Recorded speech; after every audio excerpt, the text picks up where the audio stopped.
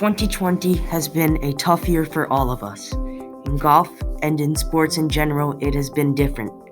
But in the past, golf has had some memorable milestones, but also some horrible ones, such as in 1975, Lee Elder receiving death threats because he was an African American invited to the Masters. Can you believe that golf has also been a game that was exclusive to players?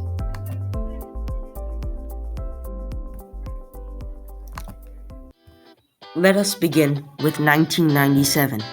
In this year, Tiger Woods joined the PGA Tour. He is widely considered the greatest golfer ever. According to Britannica, he became the first golfer ever to win the Masters of African or Asian descent that year. He also won all 4 majors in one calendar year, and Tiger Woods is tied for the most PGA Tour victories, too. In 1975, Lee Elder became the first African American to go to the Masters, which is the biggest tournament. Elder received death threats when he was invited, and even with that, he was in contention. He went on to compete in that tournament 5 more times. Isn't that incredible? That was not too long ago.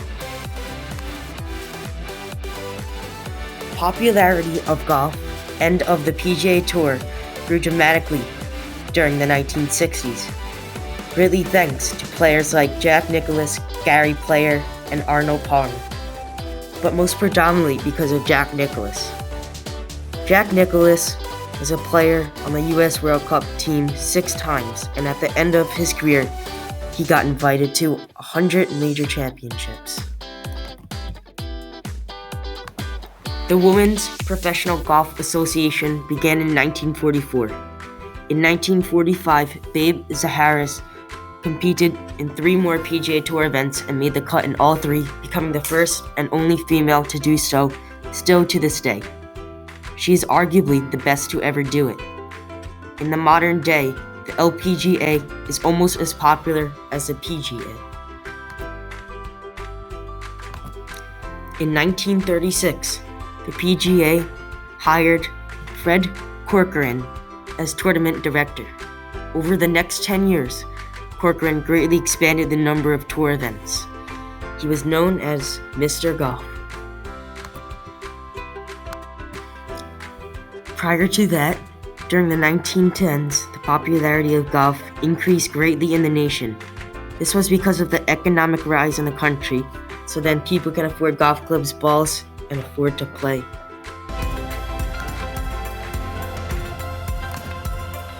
In 1896, the second US Open on Long Island was planned to be boycotted when an African American named John J. Shippen Jr. was in the field. He was only 16. Can you imagine what he was going through? They later decided that he should play, and he actually was in contention before he made an 11 on the 13th hole.